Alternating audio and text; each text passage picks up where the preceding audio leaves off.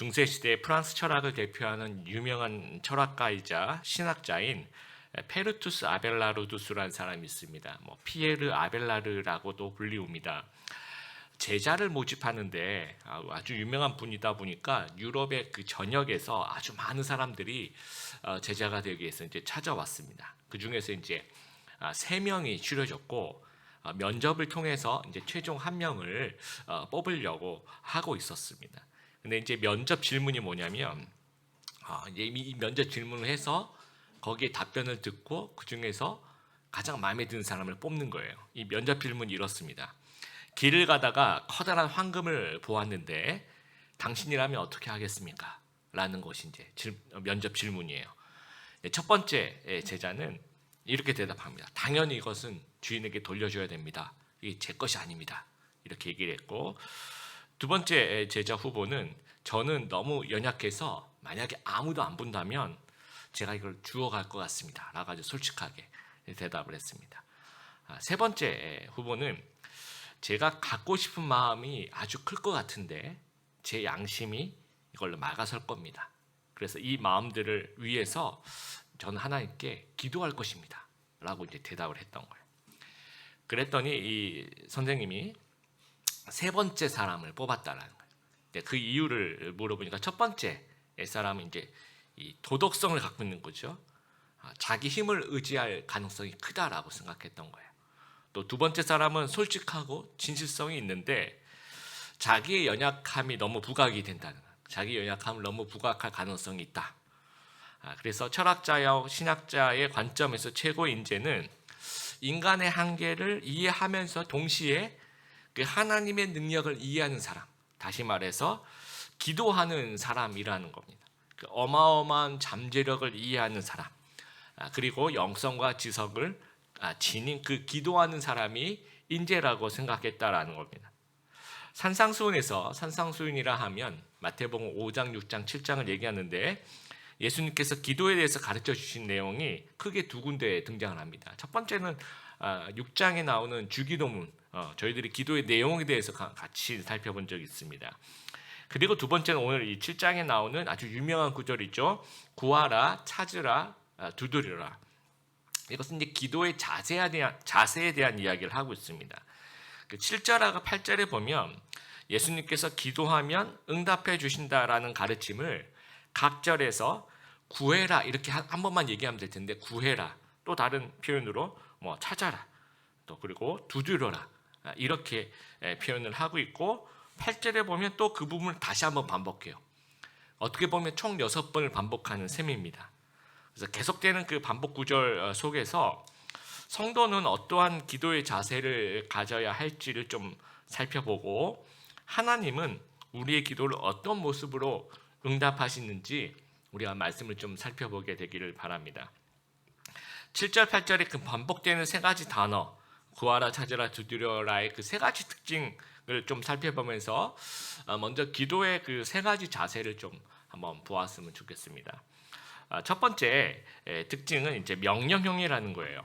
거기서 우리가 생각해 봐야 될 교훈은 당연히 믿음의 대상인 하나님께 기도하자라는 겁니다. 우리가 인생의 결핍이 발생할 때 채우기 위해서 노력하는 방법, 또 우리가 물어보는 곳이 신이라고 이야기를 하는 거예요. 그러니까 모든 종교인의 공통점 중에 하나가 기도를 한다는 각자의 자기 신한테.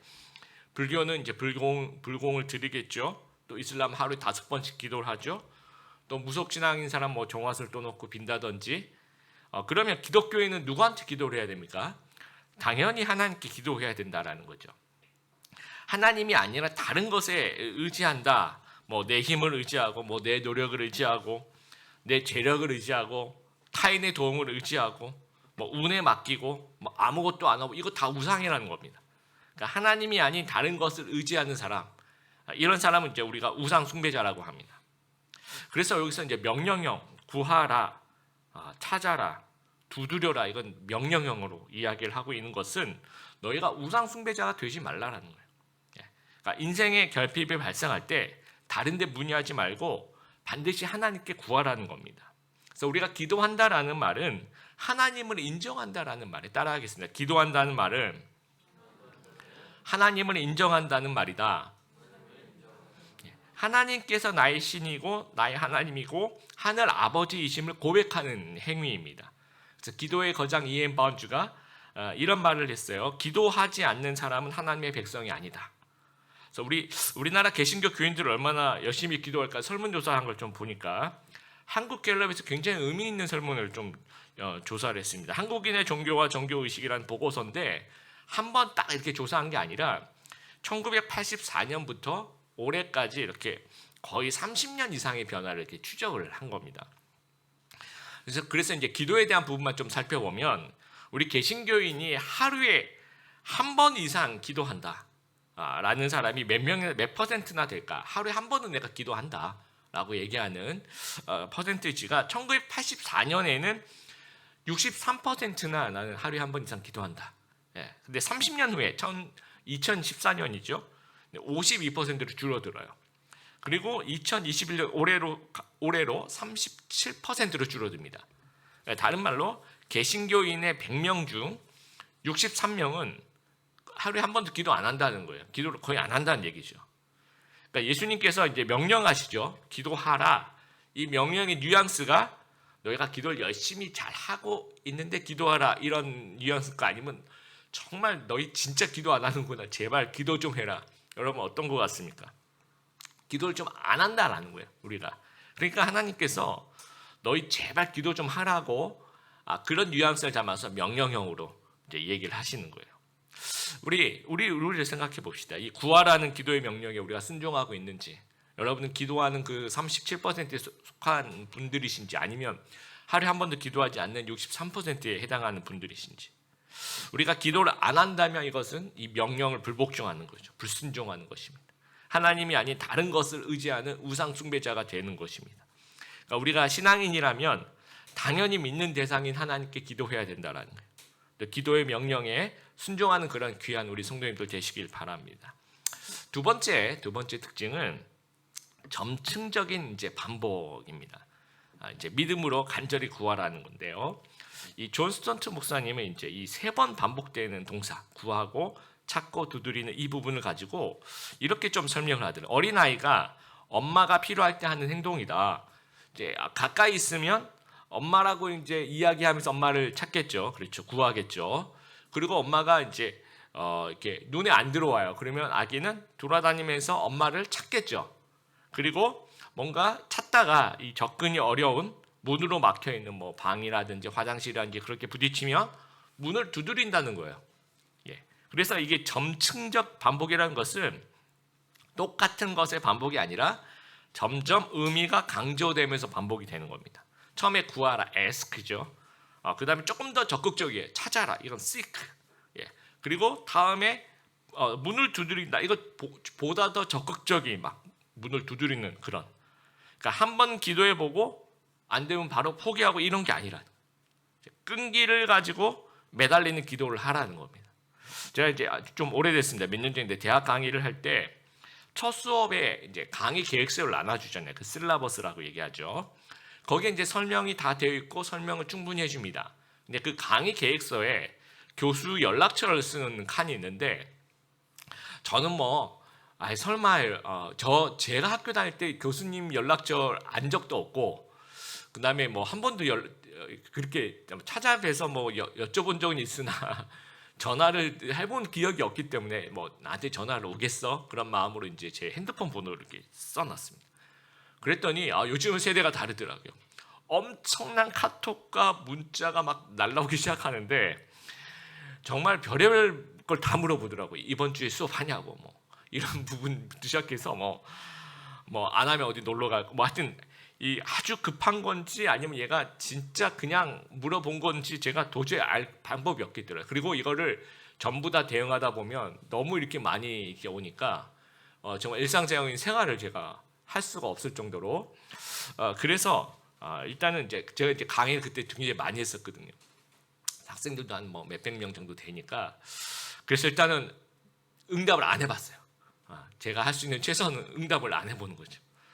그랬더니 다른 친구에게 문의해서 이렇게 알 수 있는 친구들은 다른 친구들에게 물어보고 강의 계획안만 제대로 봐도 이해할 수 있는 친구들은 다시 연락이 안 옵니다. 그러면 어떤 친구들이 다시 연락이 오냐? 정말 급하고 꼭 물어보고 상의할 것이 있는 학생들은 반드시 다시 연락이 와요. 그것도 전화가 처음에 막 카톡하고 문자하고 그러더니 꼭 필요하면 전화가 반드시 옵니다. 그럼 이제 제가 응답을 합니다. 그래서 이 교수의 무응답은 무관심이 아니라 어떤 테스트인 거죠. 정말 그 진정성의 테스트. 그러니까 예수님께서 구하고 찾고 두드리는 그 간절한 기도를 요구하신 이유는 예수님 때문이 아니에요. 예수님 자꾸 까먹으니까 우리가 자꾸 가서 예수님이 안 까먹으셨죠? 제가 계속 얘기해 드리는 걸 계속 리마인드 해 드리는데 꼭 예수님 까먹으시면 안 돼요. 그러면 예수님께서 그래서 맞아 그게 아니라는 겁니다. 예수님께서 계속해서 간절한 기도를 요구하신 이유는 우리 때문이에요. 우리가 받을 준비가 되어 있는지 믿음이 있는지를 보시는 과정이라는 겁니다. 그래서 여러분 구하지 않는다는 것은 믿지 않기 때문이에요. 그러니까 성도가 기도하지 않는 이유는 하나님께 대한 믿음이 없어서입니다. 기도하면 정말 들으실까? 진짜 응답하실까? 설마. 그냥 내가 열심히 해야지 이렇게 생각하고 있다라는 거죠. 그래서 이 영국의 신학자죠 톰 라이트는 이런 얘기를 합니다. 기도란 곧 그 재료가 예술가를 거부하지 않고 그에게 협력하는 방식이다. 다시 한번 읽어볼게요. 기도란 곧 그 재료가 예술가를 거부하지 않고 그에게 협력하는 방식이다. 믿어야 구할 수 있다라는 거예요. 믿음이 있어야 끈질기게 구할 수 있다라는 겁니다. 그래서 히브리서 11장 6절 우리 PPT 나와 있는 것들 보면서 같이 한번 읽어보겠습니다. 시작. 믿음이 없이는 어느 누구도 하나님을 기쁘시게 할 수 없습니다. 하나님께 나아가는 자는 그가 계시다는 것과 그를 찾는 자들에게 상 주시는 분이시라는 것을 진정으로 믿어야 합니다. 여러분 아까 이 설교 전 영상 12살짜리 진아의 간절한 기도를 보셨죠? 저는 이제 준비하면서 이걸 동영상 찾아서 이제 몇 번 이렇게 보면서 볼 때마다 진짜 뭔가 울컥하더라고요. 볼 때마다 이렇게 감동이 되고 눈물이 나고 저렇게 간절하게 기도해 본 지가 얼마나 되었을까요? 성도님도 한번 생각해 보세요. 우리가 정말 저렇게 정말 무릎을 꿇고 간절하게 기도해 본 지가 얼마나 되었는가? 그렇다고 우리 상황이 간절하지 않는 상황이 또 그렇지가 않습니다. 우리 모두의 상황이 우리 대한민국 지금 이 코로나 2년째 지금 어려운 가운데 살고 있는 우리 모두의 상황이 지금 간절한 상황인데 우리도 기도를 좀 회복해야 된다라는 거예요. 저런 어린아이처럼 좀 간절하게 좀 하나님께 메어 달리고 그런 부르짖는 순수한 신앙으로 우리가 좀 회복되기를 바랍니다. 세 번째 이 특징은 동사에 목적어가 없다라는 거예요. 그래서 이 교훈은 이제 무엇이든 구하라는 겁니다. 여러분 이제 세 가지 동사 보세요. 7절에 구하라, 그다음에 찾아라, 두드려라. 근데 이제 정확하게 무엇을 구해라, 무엇을 찾아라, 무엇을 두드려라 이런 목적어가 없다라는 거죠. 이 목적어 칸이 비어 있음을 의미하는 것은 무엇이냐? 이것은 백지수표에 칸이 비어 있는 것과 마찬가지란 무엇이든 구하라는 거예요. 여러분 백지수표는 누가 줄 수 있냐면요. 저처럼 이렇게 은행 잔고가 한정되어 있는 사람은 백지수표를 발행할 수가 없습니다. 그대로 돌아와야 되니까. 누가 하느냐? 배구 선수 김연경 선수가 중국 프로야구 구단에서 뛰다가 이제 터키로 가기 전에 중국 구단이 이제 돈이 아주 많았던 것 같아요. 이 선수를 좀 잡고 싶으니까 백지수표를 주면서 거기다가 네가 받고 싶은 연봉을 쓰라고 그랬다고 합니다. 물론 이제 좀 큰 무대를 가고 싶어서 쓰진 않았지만, 그래서 이 기도의 백지수표를 주실 수 있는 유일한 분이 하나님이란 전능하신 만왕의 왕 창조주의 하나님. 근데 우리가 이 백지수표의 칸이 비어 있는데도 이걸 활용을 안 해요. 쓰질 않습니다. 그럼 한 푼도 받을 수가 없어요. 윌리엄 템플 대주교가 이런 얘기를 합니다. 내가 기도하면 우연한 일들이 일어난다. 내가 기도하지 않으면 우연한 일들도 일어나지 않는다라는. 그러니까 성도들이 하나님의 풍성한 축복을 누리지 못하는 이유는 기도하지 않기 때문입니다. 그러니까 아무것도 하지 않으면 아무것도 일어나지 않는 거예요. 아무것도 구하지 않으면 아무것도 못 받는 겁니다. 학교에서 가장 그 바보 같은 질문이 선생님 질문해도 되나요? 라고 합니다. 근데 우리 기도에 있어서도 좀 바보 같은 질문이 하나님 내가 이런 거 가지고 기도해도 됩니까? 이게 아주 바보 같은 질문이라. 뭐든지 여러분 구하시게 되길 바라요.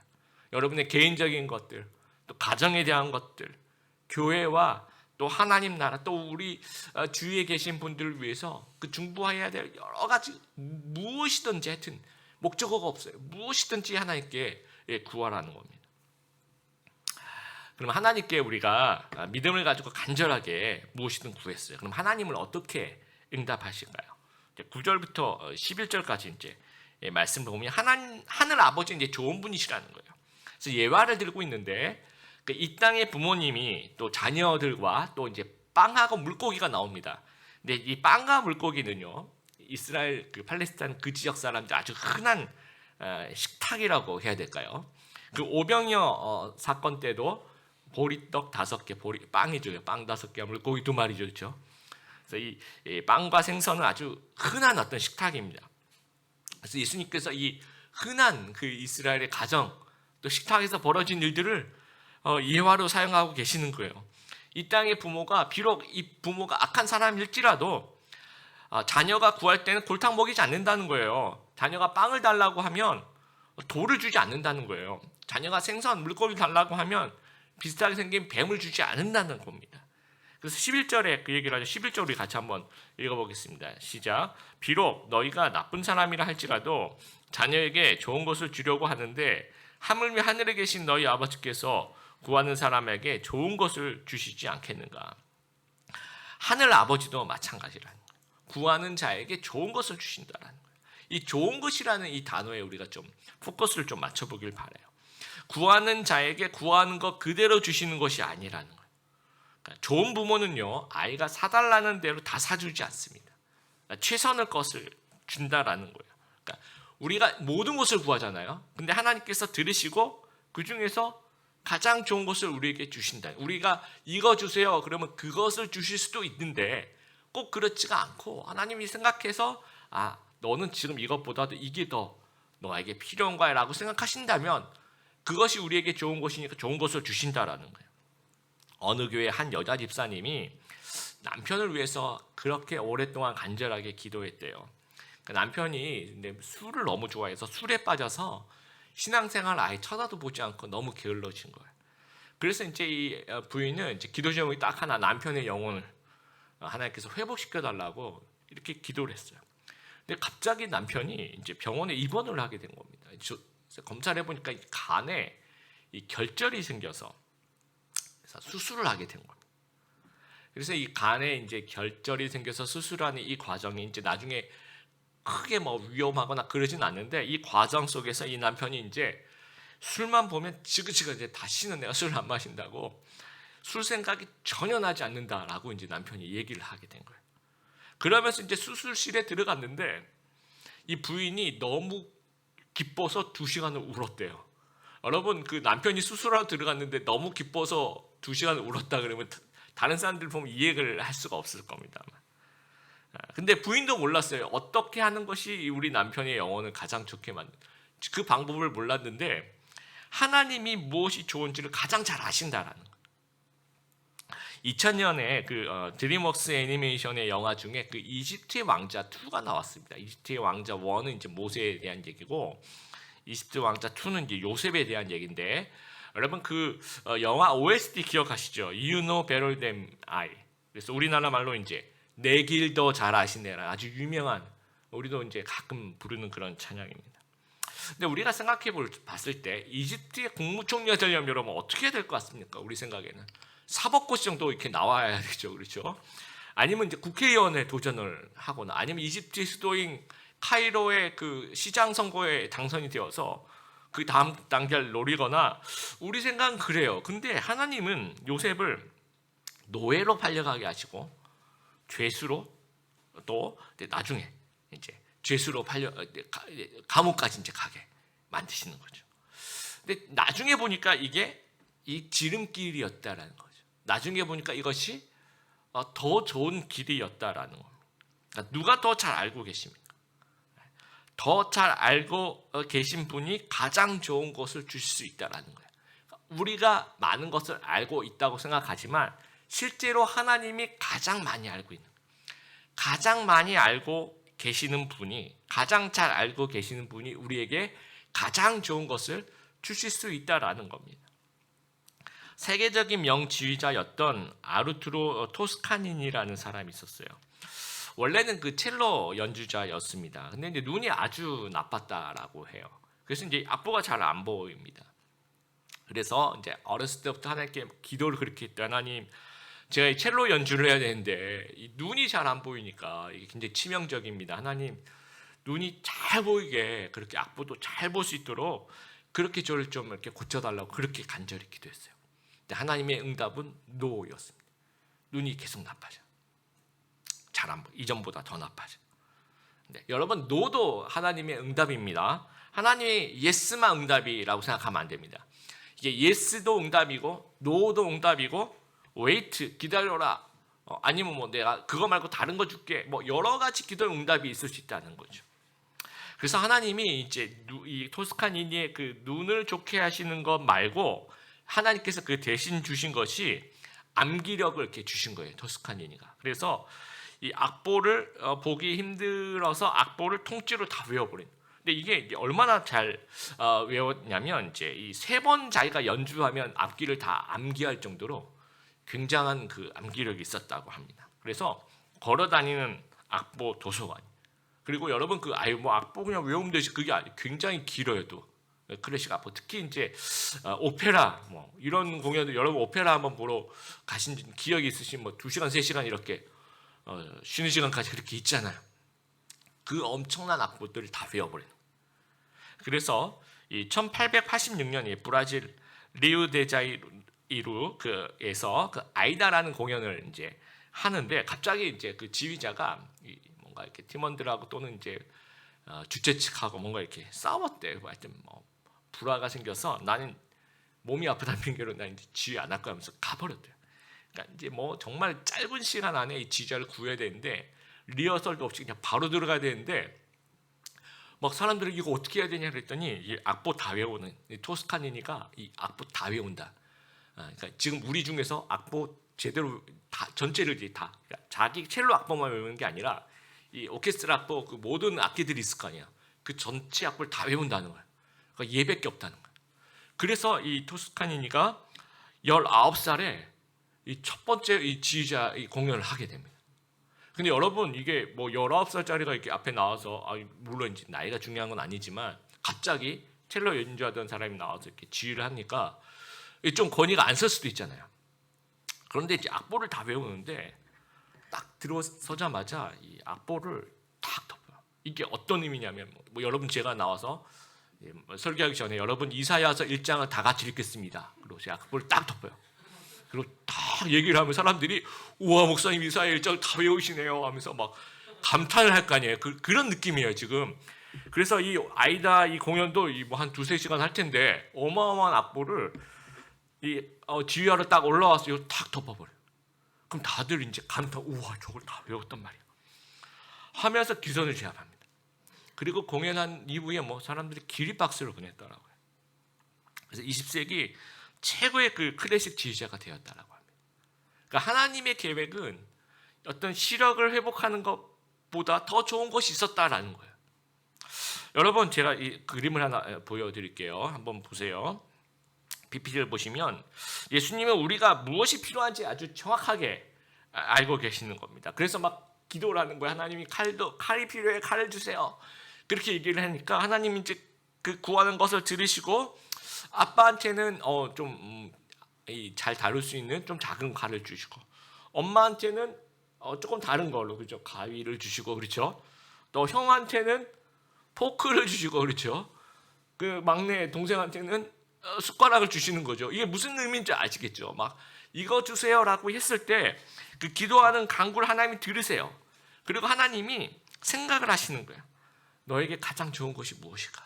그래, 내가 너에게 가장 좋은 것을 줄게 하면서 각자에게 가장 좋은 것을 주신다는, 그것을 우리가 믿는 믿음이 있어야 돼요. 또 우리에게 주시는 것이 하나님 좋은 것입니다라고 고백할 수 있는 그런 믿음이 우리 안에 있게 되길 바랍니다. 그리고 우리가 이제 기도가 쌓여야 한다라는 말을 좀 많이 합니다. 이제 오해하면 우리가 기도를 많이 하면 우리가 응답받고 적게 하면 응답을 받지 않는구나 이렇게 생각하는데 그런 건 아닙니다. 이제 기도는 하나님과의 관계를 형성해 가는 과정이라는 거예요. 내가 구하죠, 그렇죠? 그리고 하나님의 응답을 기다립니다. 그리고 하나님의 응답을 받는 그 모든 과정을 이게 다 포함하는 것이 기도라는 거예요. 근데 이제 계속 기도를 하면서 이렇게 기도가 쌓이면서 라는 말이 우리가 이제 충분히 묵상하는 거예요. 그 묵상이 쌓이는 거예요. 또 기도하는 그 소원이 쌓이는 거예요. 기도하면서 하나님에 대한 생각이 막 쌓이는 겁니다. 그리고 하나님을 이해하는 그런 어떤 서로 커뮤니케이션한 하나님을 이해하는 깊이가 쌓인다는 거예요. 그런 과정에서 그런 하나님에 대한 묵상과 생각과 이해가 그 쌓이는 과정에서 응답이 오는 거예요. 예스일 수도 있고 노일 수도 있고 웨이트일 수도 있고 다른 것일 수도 있고. 근데 만약에 내가 기도가 안 쌓였다면 묵상도 별로 없고 생각도 없고 이해도 없고 하나님에 대한 생각도 없고 그런 상태에서 하나님의 응답이 오면 이게 뭔지 모르는 거예요. 그냥 하나님과 정말 무관한 일상이 될 수가 있는 겁니다. 근데 기도가 쌓인 상태에서 내가 하나님에 대한 묵상과 생각과 이해와 이런 것들이 쌓인 상태에서 뭔가 기도의 응답이 오면 이게 내가 기도했던 응답이구나, 하나님께서 이 좋은 것을 주시는 믿음이구나 하는 것을 느낄 수 있는 그런 믿음이 생긴다라는 거예요. 그래서 그 이후에 계속해서 하나님과 나의 그 간증이 있고 그 하나님과 나의 경험이 생기고 영적 깊이가 더 깊어지는 그런 그 어떤 깊이 있는 성도가 된다라는 겁니다.